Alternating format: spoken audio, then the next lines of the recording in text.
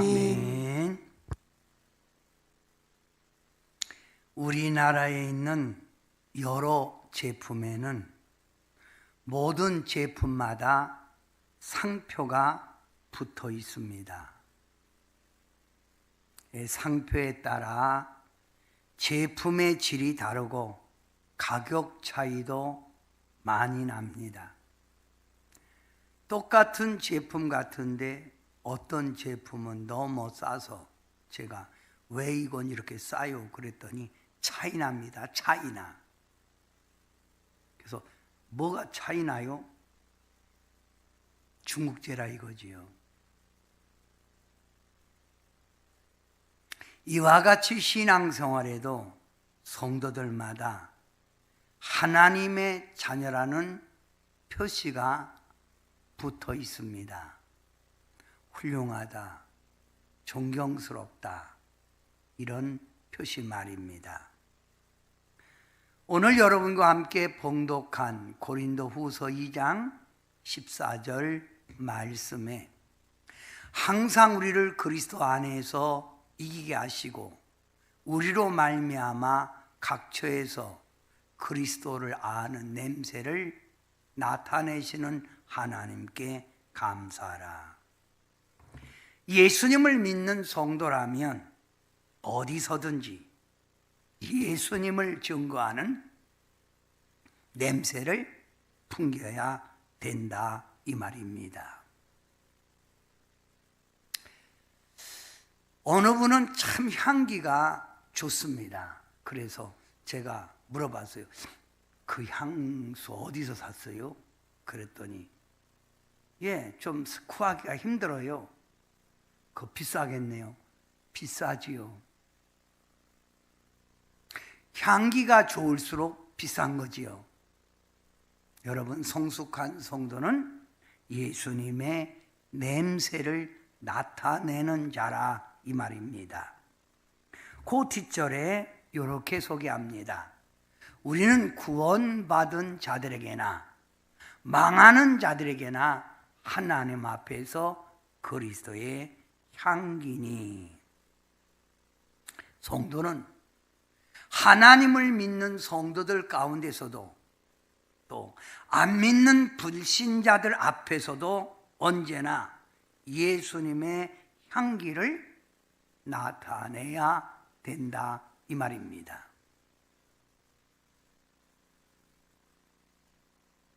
옛날 로마에서는 노예들에게 노예라는 몸의 표시를 하였습니다. 이마나 어깨나 손등에 표시를 하는 겁니다. 이걸 시그마라고 합니다. 시그마 표지요. 그 표시에 따라서 이 노예가 어느 집의 노예인가를 알 수 있게 했습니다. 총리의 노예냐, 국왕의 노예냐, 황제의 노예냐, 그 표시마다 있다 이 말입니다. 주님이 오실 마지막이 때 성도 여러분은 어떤 믿음의 표시를 가지고 있습니까? 지금 우리 주위에는 신앙생활을 하면서도 예수님의 냄새, 예수님의 향기가 아닌 아주 고린내, 발고린내, 구린내 나는 신앙생활하는 사람들 많습니다. 그래서 제가 그런 사람들에게 이렇게 질문을 하곤 합니다. 당신 정말 예수 믿어요? 라고 묻기도 합니다. 우리 동산교회는 주변에 많은 풀들이 무성하게 자라고 있습니다. 이 많은 풀들 중에서 유익한 풀을 찾아내기는 매우 어렵습니다. 딱 한 사람만이 유익한 풀을 찾아냅니다. 누구죠? 한명자 권사님. 이 권사님은 아주 특이한 그 재질이 있어요. 이와 같이 수많은 교회, 수많은 믿음의 사람들 가운데 믿음의 표를 가지고 있는 자 찾아보기가 힘든 때입니다. 바닷속에는 수많은 조개들이 있습니다. 이 수많은 많은 조개들 가운데 진주가 박힌 조개를 찾는다는 것은 매우 어렵듯이 주님이 오실 때가 가까운데 예수님의 냄새, 예수님의 향기를 가진 성도 찾기가 드문 때라 이 말입니다. 이스라엘 백성이 400년 동안 애굽에서 노예 생활로 고통을 받고 있을 때 하나님의 사람 모세가 이스라엘 백성들을 애굽에서부터 해방시켜 하나님이 약속한 축복의 땅 가나안 땅으로 60만 인구를 출애굽시켜서 출발을 합니다. 하나님의 약속의 땅 가나안 땅 60만 인구가 광야 길을 걸어갈 때 마음이 안 든다고, 불편하다고, 힘들다고, 원망하고 짜증하고 불평하는 사람들이 있었습니다. 그 결과 어떻게 됐습니까? 그 결과 하나님이 약속한 가나안 땅 60만이 출발했지만 극소수만이 가나안 땅에 들어가고 나머지는 광야에서 죽었다 이 말입니다. 우리가 신앙생활을 하면서 과연 내가 천국 백성으로서 주님 앞에 인정받을까 안 받을까 우리는 늘 자성, 우리 스스로를 돌아보며 반성하고 살아가야 합니다. 예수님을 내 안에 모시고 있다면 당연히 예수님의 냄새, 예수님의 향기, 예수님의 모습을 보여주어야 합니다. 그런데도 구원받은 하나님의 백성의 모습을 전혀 보이지 않는다는 것은 정말 예수님을 모신 사람인가 하는 의구심이 듭니다. 그래서 어떤 사람은 자기 부인에게 말하기를 너는 교회 가면 예수가 있고 집에 오면 예수가 없냐? 왜 그러냐? 라고 질문을 했답니다. 성도 여러분, 우리 옆 사람하고 함께 인사를 나눕시다. 어떻게 해요? 이렇게 말입니다.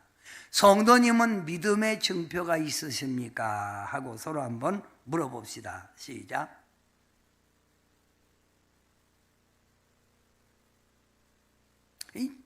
확실하게 물어보세요. 성도님은 예수님의 향기를 지니고 있습니까? 또 물어보세요. 시작.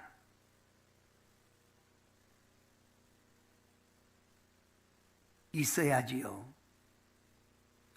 자, 그러면 믿음의 사람의 증표, 예수님의 냄새, 예수님의 향기를 풍기는 사람은 어떤 사람일까요?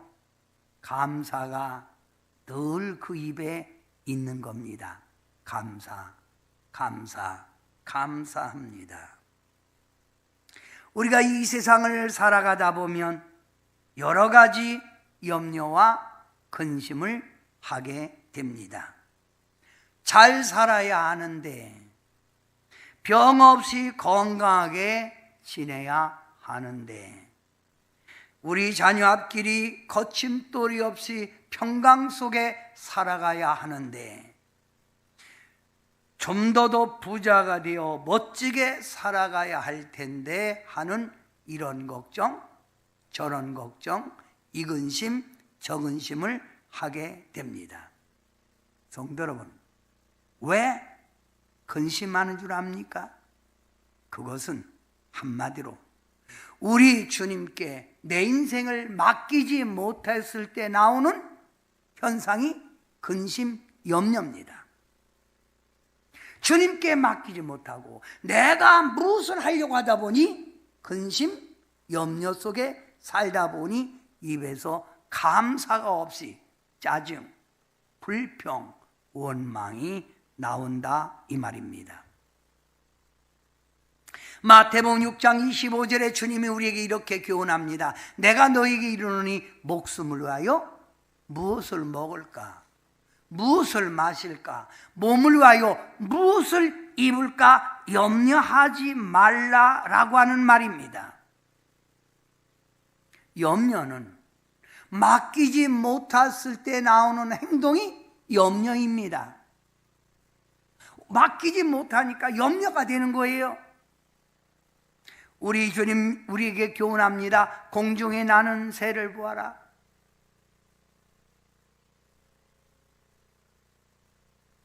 심지도 않고 거두지도 않고 창고에 모아들이지도 아니하되 너희 하늘 아버지께서 기르시나니 너희는 이것들보다 귀하지 아니하냐.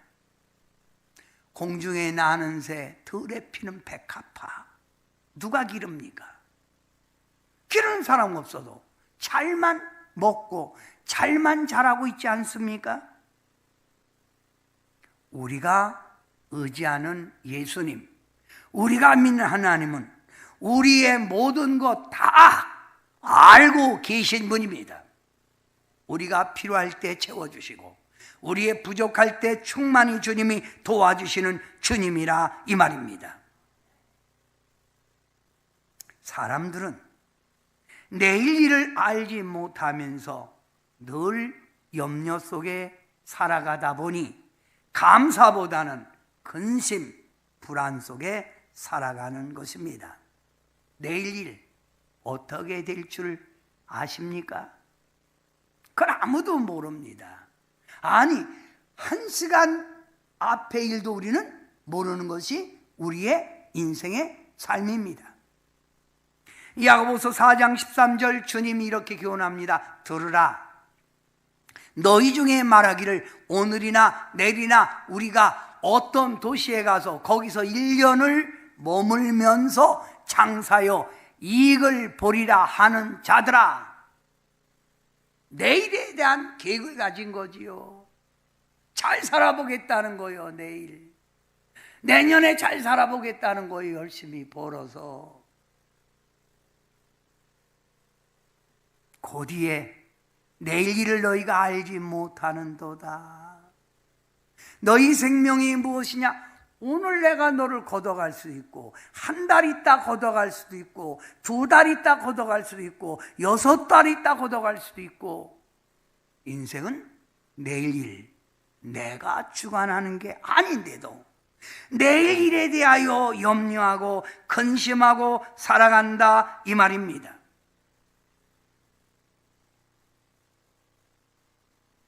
시골에서 농사하는 노인분이 어느 날 자기 먼 친척 동생을 만났습니다. 이때 동생 되는 분이 말합니다. 형님, 나이가 그렇게 많이 들으셨는데도 무슨 좋은 일 보겠다고 그렇게 맨날 일만 하십니까? 좀 쉬세요. 내려놓으세요. 라고 말을 하니 이분 대답하기를, 동생, 내가 말이야 금년에 농사 지은 것하고 그동안 개 들은 것하고 저축해 둔 돈 다 가지고 나도 내년에 도이지에 가서 집 사서 나도 한번 편히 살아보려네. 우리는 끝나는 거야. 이렇게 말을 했습니다. 1년 뒤에 이 노인분은 어떻게 됐습니까? 그의 농사 냉풍이 들어갔고 완전히 흉작입니다. 아주 흉작이에요. 또 갑자기 아내가 뇌종양이 생기고 위암이 2개가 생겨갖고 병원비 대느라고 개 들은 거 모아놓은 돈 갖다가 병원비에 쓰고, 큰아들이 사업이 망하여 그동안 모았던 땅도 다 팔아서 다 갖다가 그 아들 뒷바라지 하고 말았습니다. 그러며 하는 말, 안 되는 놈은 이리 넘어져도 안 되고 저리 넘어져도 안 되고 결국 안 되는 놈은 안 되는 거요 라고 말을 했답니다. 성도 여러분, 여러분은 내일 일에 대해서 염려하고 근심하기에 감사가 없습니까? 감사는 자족하는 마음, 현재 만족함에서 나오는 심리적인 고백입니다. 내가 만족해야, 내 마음이 평안해야 나오는 것이 감사라 이 말입니다. 사도 바울은 빌립보서 4장 11절에 이렇게 권면합니다. 나는 어떤 형편에 처하든지 자족하기를 배웠다고 말입니다. 어떤 형편에 있든지 감사를 배웠다는 말입니다. 성도 여러분, 우리 이렇게 살 수 없습니까?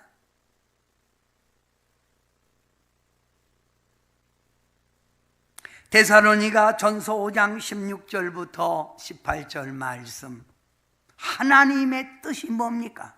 항상 기뻐하라, 쉬지 말고 기도하라, 범사에 감사라. 이것이 그리스도 예수님 안에 있는 자의 행동이라 이 말입니다.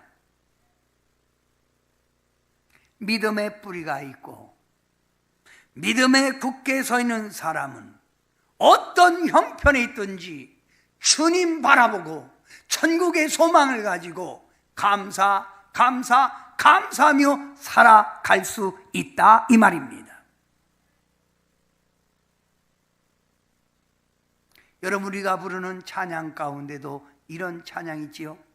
내일 일은 난 몰라요, 하루 살아요, 불행이나 요행함도 내 뜻대로 못해요, 험한 이 길 가고 가도 끝은 없고 거네요, 주님 예수 팔레 민사 내 손 잡아 주소서. 내일 일은 난 몰라요, 장래일도 몰라요, 아버지여 날 붙드사 평탄한 길 주옵소서. 뭘 그리 근심합니까? 감사합니다, 감사합니다. 한번 3번 크게 외쳐보세요. 시작. 감사합니다, 감사합니다, 감사합니다. 죽 먹으면서도 감사, 감기 들려도 감사한 마음으로 물을 먹으면 감기가 떠나가는 거예요. 병아리가 물 한 모금을 먹어도 하나님께 감사해요. 물 탁 찍고 고개를 들고 흔들어 댑니다. 감사합니다. 병아리가 그렇게 하잖아요. 두 번째, 예수님의 증표, 예수님의 향기, 예수님의 냄새를 나타내는 자는 태풍, 풍랑이 일어날 때 용감하게, 담대하게 전진해 가는 사람입니다. 우리가 이 세상을 살다 보면 작은 풍파, 큰 풍파 언제나 일어날 수 있습니다. 때로는 무거운 짐이 나를 짓눌러 너무너무 답답하고 죽을 것만 같은 현실에 처할 때도 있습니다. 이러한 때, 이런 현실의 포로가 되어 낭망하고 좌절하고 있다면 하나님을 믿는 믿음의 표시가 아닙니다. 어떤 무거운 짐이 나를 누르고 있어도, 비바람 태풍이 세차게 나를 몰아친다 해도 도우시는 하나님, 나와 함께 하시는 하나님, 나를 버리지 않는 하나님을 바라보고 전진해 나아가는 것이 성도라 이 말입니다.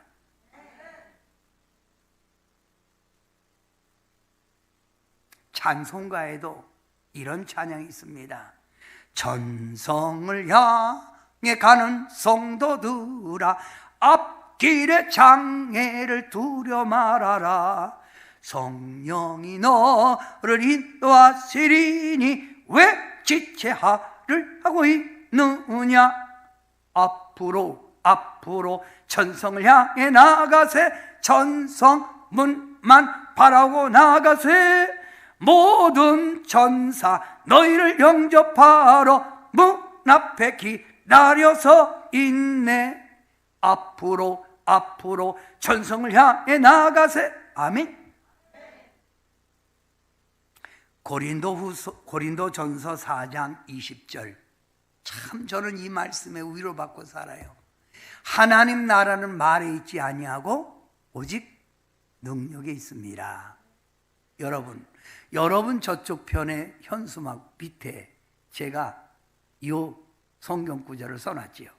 하나님 나라는 말이 있지 않고 뭐예요? 오직 능력이 있다. 이 말은 우리가 믿는 하나님은 능력이 있기에 어떤 문제도, 어떤 답답한 현실도 주님이 역사하면 해결할 수 있다는 말입니다. 하나님 나라는 말에 있지 않고 오직 능력이 있다는 거예요. 예수님께서 이렇게 예수님을 향하여 할 수 있거든 내 아들을 고쳐달라고 하는 사람에게 말합니다. 할 수 있거든이 무슨 말이냐? 믿는 자에게 능치 못할 일이 없느니라. 할 수 있거든이, 하나님 안에서 할 수 있거든이 무슨 말이냐?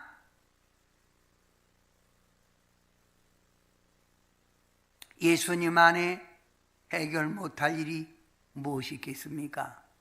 홍해를 가르신 하나님, 요단강을 가르신 하나님, 여리고를 무너뜨리신 하나님, 낮에는 불기둥, 구름기둥, 밤에는 불기둥 시키신 하나님이 우리 편이 아닙니까? 아멘. 용감하게 도전해 가야 합니다. 실패했어도 주님의 도우심을 믿고 의인은 7번 넘어질지라도 다시 일어선다는 그 주님의 말씀을 믿고 다시 일어나 전진해 가는 자가 믿음의 사람이라 이 말입니다. 왜 나만 겪는 고난이냐고 불평하지 마세요. 고난의 뒤편에 있는 주님이 주실 축복 미리 보면서 감사하세요. 너무 견디기 힘든 지금 이 순간에도 주님이 일하고 계시잖아요. 아멘.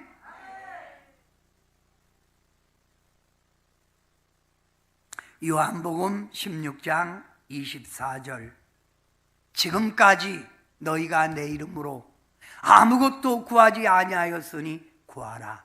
그리하면 받으리니 너희 기쁨이 충만하리라. 문제가 있을 때, 고통이 있을 때, 답답함이 나를 짓누르고 있을 때 낙심하고 좌절하지 말고 해결해 주시고 응답해 주시는 하나님께 기도하라는 말입니다. 지금까지 너희가 내 이름으로 아무것도 구하지 아니했으니 구하라. 그리하면 받으리니 말입니다. 성도 여러분, 기도는 하나님의 도움을 받는 길입니다. 기도는 내 인생의 문제를 해결해 달라고 주님을 부르는, 주님 와서 도와주세요 하는 SOS 치는 겁니다. 어떤 분은 목사님 영권이 무엇이 그리 강하십니까? 하고 물을 때 저는 대답하기를 기도의 힘입니다. 기도하세요. 주님이 역사합니다.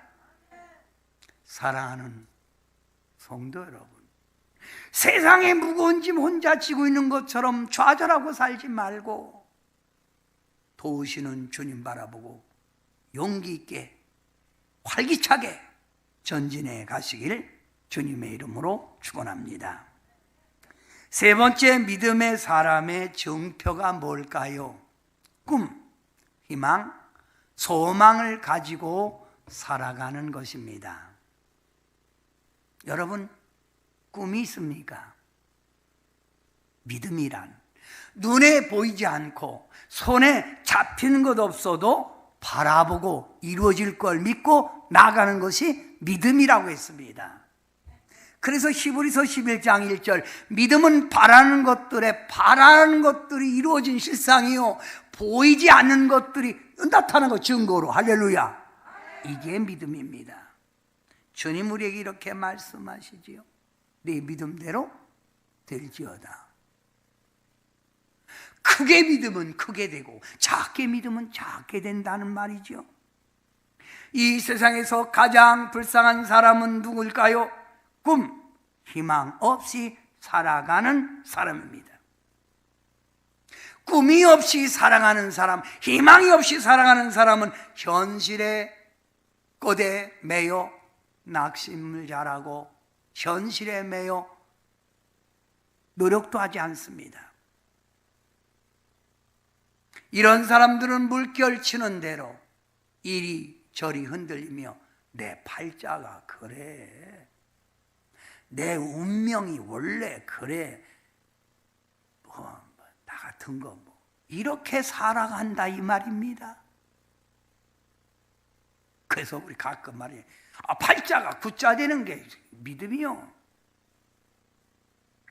지구멍도 볕들 날이 있다는 게 내리막이 있으면 오르막이 있는 법이요. 폭풍이 몰아쳐도 거센 파도가 내 인생 삶에 몰려올지라도 내가 바라는 소망, 희망, 꿈이 있다면 꿋꿋하게 그 현실을 이겨낼 줄 믿습니다. 아멘.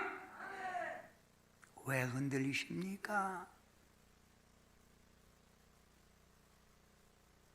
바다에서 고기를 잡는 배는 밤이 되면 더 많은 고기가 잡히기에 밤에 등불을 환히 비치고 오업을 합니다. 작업을 하지요. 근데 말입니다, 밤이 딱 되면 이 배들은 모든 배마다 배 안에 가지고 다니던 이 다 큰 거 이렇게 새로 된 거, 그 큰 걸, 무거운 걸 바닷속에 딱 내린답니다. 그러면요, 바람이 불어도 이 배가 그 자리에 무거운 추가 밑에 있으니까 그 자리에 계속 머물러 있다는 거예요.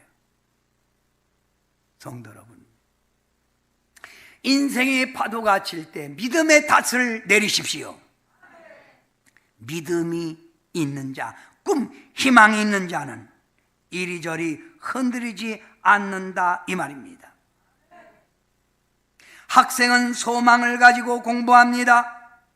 농부는 대풍이라는 소망, 꿈이 있기에 힘든 일을 해 나갑니다. 상인은 상업의 경영의 꿈이 있기에 사업을 열심히 하는 겁니다. 그렇다면 기독교인 여러분, 현실을 보지 말고 내 믿음을 보시고 내 앞길을 인도하시는 그 하나님을 바라보고 꿈, 희망, 소망을 가지고 전진해 나가시기를 주님의 이름으로 축원합니다. 성경에는 약한 자, 성경엔 고난받는 자를 들어 쓰시는 하나님을 소개하고 있습니다.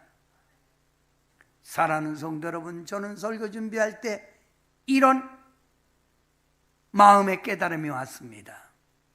거북이가 앞으로 전진하려면 어떻게 하지요?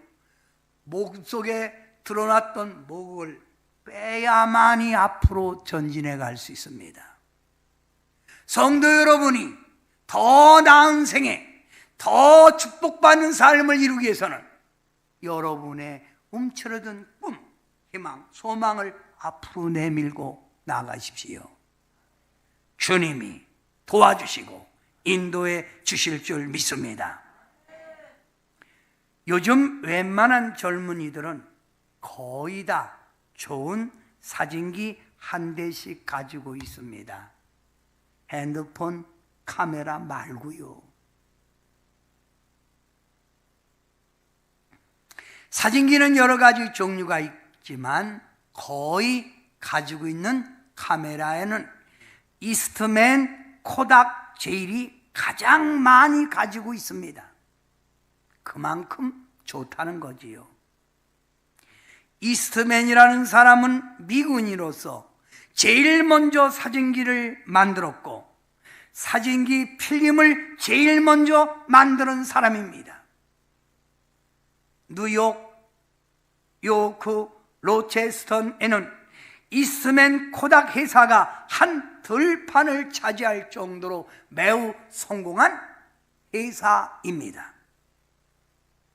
이토록 크게 성공을 하였고 수많은 돈을 모았지만 이스트맨은 어떻게 된 줄 아십니까? 성공한 후에 인생의 허탈감, 인생의 환멸을 느끼고 이스트맨은 자살하고 말았습니다. 정말입니다. 꿈이 없는 사람, 희망이 없는 사람은 성공한 후에 환멸을 느끼는 겁니다. 연예인들도 무명일 때는 열심히 노력해서 유명한 자리에 올라가면 그 유명한 자리에서 허탈감을 느껴서 마약을 손을 댄다고 하지요.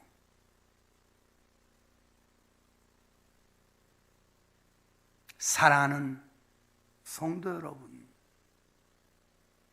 눈에 보이는 것 없고 손에 잡힌 것 없어도 꿈, 희망, 소망을 가지고 살아갑시다. 저는 우리 교회가 앞으로 5,000명, 아니 10,000명 모이는 교회가 될 거라는 굳건한 희망, 소망을 가지고 주님께 나갑니다. 내일에 대한 희망, 소망이 없으면 그는 오늘이라는 시간을 노력하지 않습니다. 될 대로 되겠지 뭐. 이게 바로 꿈이 없는 자라 이 말입니다. 내일의 희망, 내일의 소망이 있기에 그래서 저는 이번에도 우리 전체 지붕마다 분홍색으로 다 칠했잖아요. 건물 벽마다, 낡은 벽마다 다 페인트 칠했잖아요. 왜요? 꿈이 있기에 어렵지 않아요. 일하면서 즐겁더라고요. 구약 성경에 나오는 야곱은 희망, 꿈을 가진 사람입니다. 그래서 그는 하난과 겨루어 이겨서 이스라엘이란 이름을 가졌습니다. 내게 축복하지 아니하면 나는 당신을 절대로 놓지 않겠습니다 할 때 천사가 야곱의 환도뼈를 쳐서 환도뼈가 위골됐을지라도 나는 당신이 축복하지 아니하면 나는 놓지 않겠습니다 하여 결국 얻어낸 이름이 이스라엘이라 이름입니다. 성도 여러분, 야곱처럼 꿈을 가지고 매달립시다.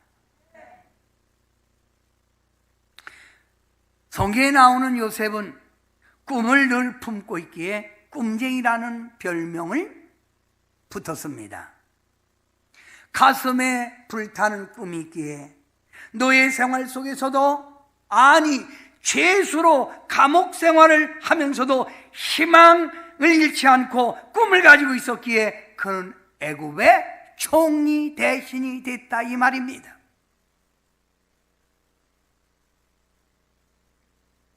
안병욱 에세이에 보면 이런 글이 있습니다. 사업을 할 때, 결혼할 때 반드시 그 상대방의 눈동자를 보아라. 그 눈동자가 살아서 불이 나오는 것처럼, 저처럼 불이 나오는 것처럼 있으면 그 가슴에 태양이 있는 것이고, 그 눈동자가 동해 바다에서 말린 동태눈처럼 이리 하면 그 마음속에 태양이 없는 것이다. 그런 사람과 사업하면 사업 쫄딱 망하고, 그런 사람한테 시집가면 평생 쪽박이고, 그런 사람한테 장가하면 평생 후회다. 꿈을 가지세요. 마음의 태양을 품으라 이 말입니다. 아멘. 옆 사람에게 인사합시다. 마음의 태양 있습니까? 물어보세요. 시작. 네 믿음대로 될지어다 한 것처럼 꿈을 크게 가지시길 축원합니다.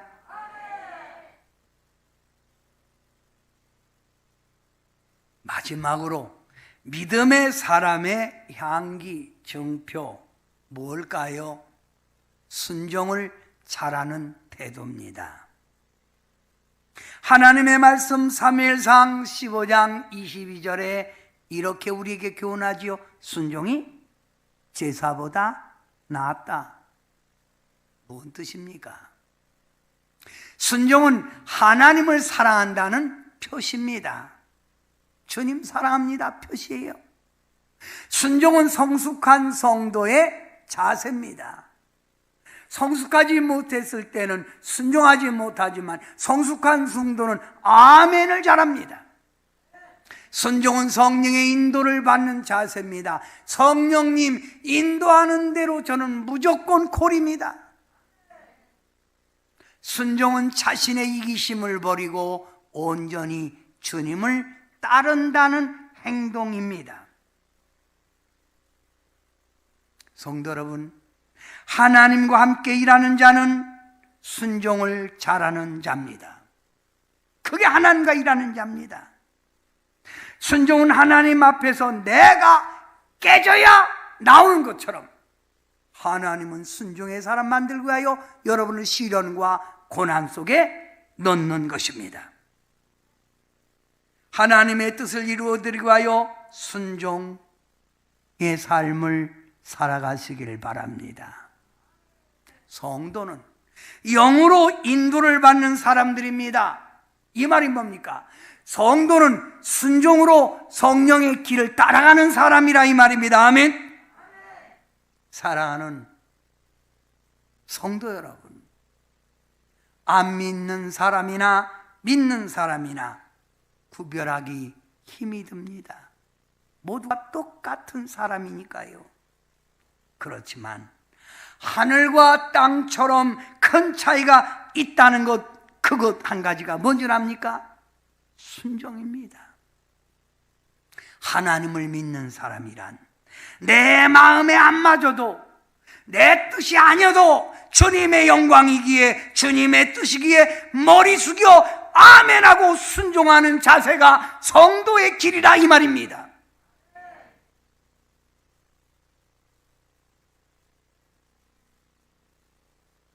요즘 마빈 포드 씨가 쓴 오더 아덜 사이드라는 책이 있습니다. 오더 아덜 사이드. 이 말뜻은 저 건너편 세상이라는 제목입니다. 한번 보십시오. 마빈 포드 씨는 심장마비로 30분 동안 죽었다가 살아난 사람입니다. 어찌 그린 일이 일어나는 게 하나님의 기적이고 역사입니다. 심장 전문인 박사 헨리 아이 겔 박사가 그의 죽음을 확인하고 사망 진단을 내렸습니다. 캘리포니아 멜로디 교회의 랄프 월커스 목사도 그의 죽음을 인정했습니다. 의학적으로 완전히 죽은 마빈 포드 씨가 30분 만에 다시 살아났다 이 말입니다. 그리고 쓴 책이 오더 아덜 사이드, 저 건너편 세상이라는 책을 썼습니다. 그 책의 내용은 이렇습니다. 천국에 가보니 그 천국에 온 사람들이 모두가 다 하나님께 순종의 사람이 와 있더라고 말입니다. 불순종은 죄입니다. 저 건너편 세상에 가보니 사람들 몸에서 빛이 나는데 가장 빛나는 사람들은 자신의 의지를 꺾고 순종한 사람들에게 가장 찬란한 빛이 나왔더라는 거예요.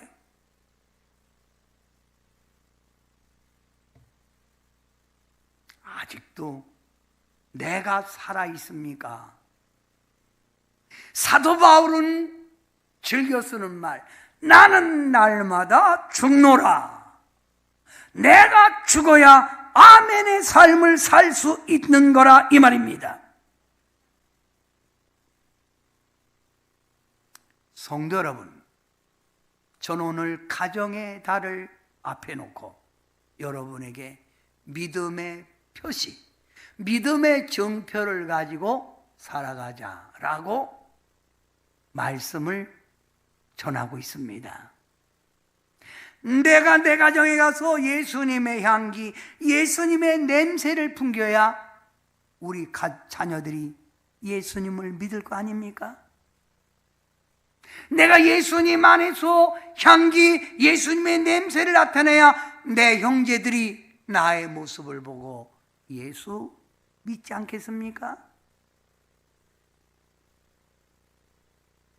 강대상 좌우편에 저는 이번 전국 장로님들 모임에 화원이 두른 그 리본을 떼지 말라고 저는 부탁하고 갖다 놓았습니다. 왠 줄 아십니까? 이번에 200명 정도가 오신 장로님들 참 보니까 교회에서 기둥들 아닙니까? 많은 사람들에게 예수님의 향기, 예수님의 냄새를 풍겼던 분들입니다. 그분들처럼 여러분도 예수님의 향기, 예수님의 냄새를 가지고 동산교회 기둥처럼 장로님 모두가 되어서 쓰임 받으시길 축원합니다. 어떤 분은 장로님 은퇴하고도 오셨어요. 그래서 아유, 우리 은퇴하시고 오셨더니 평생 예수 사람입니다. 성도 여러분, 믿음의 표시를 가지고 이 세상 삽시다. 예수님의 냄새, 예수님의 향기를 풍기는 사람은 그의 입술에 감사가 늘 있는 겁니다. 감사.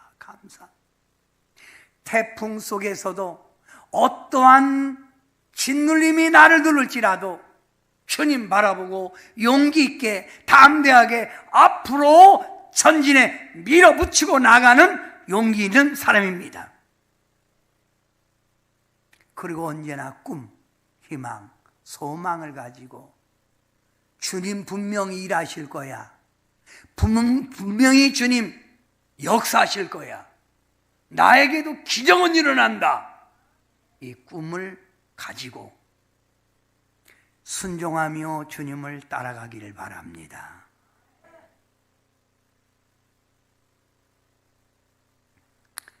저는 가끔 이런 말을 듣습니다. 목사님은 강대상에 서 있으면 이마에서 형광등이 보여요. 내 이마에서 형광등이 보인다는 거예요. 그러면서 어떤 사람은 목사님 빛 내리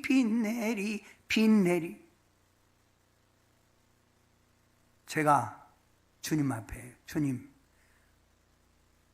왜 이렇게 벗겨져서 빛내게 됐습니까? 그랬더니 너는 나아가서 내 빛을 비춰라. 뭘 비추라고요? 그래서 그때부터 일부러 제가 강대성에 쓰려면 이마에 여기다 집중적으로 선크림도 많이 바르고.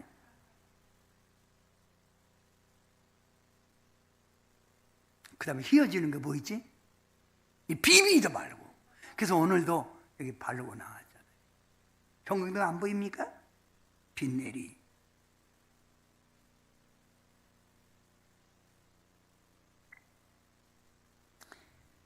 사람들은 우리를 보고 참 냄새 좋다. 또 한 번 보고 싶은 사람이다. 이렇게 될 때 전도의 문이 열리고 교회가 부흥되고 여러분 가정이 복음화로 무장될 줄 믿습니다. 다 같이 따라합시다. 나는 하나님의 사람입니다. 이 하나님의 사람의 정표를 가지고 살라 이 말입니다. 기도합시다. 주님이 오실 시대가 가까워 세상은 점점 어두워져 가고 코로나라고 하는 현실 속에서 복음의 역사가 침체돼 가는 이때에 오늘 살아가는 성도님들은 복음의 빛을 비추기 하여 믿음의 사람의 정표를 가지고 살아가기를 원합니다. 어디 가든지 예수님의 향기, 예수님의 냄새를 묵신묵신 풍기게 도와주셔서 우리의 모습을 통하여 주의 영광이 나타나고 교회 전도의 문이 활짝 열리고 우리 가정이 자녀들이 우리들의 신앙의 본을 따서 믿음에 구원받는 온전한 가정이 다 되게 하옵소서. 사랑의 예수님, 저희들에게 하나님의 자녀라는 그 확신을 주셨으니 이 하나님의 자녀의 정표를 가지고 살아가게 하옵소서.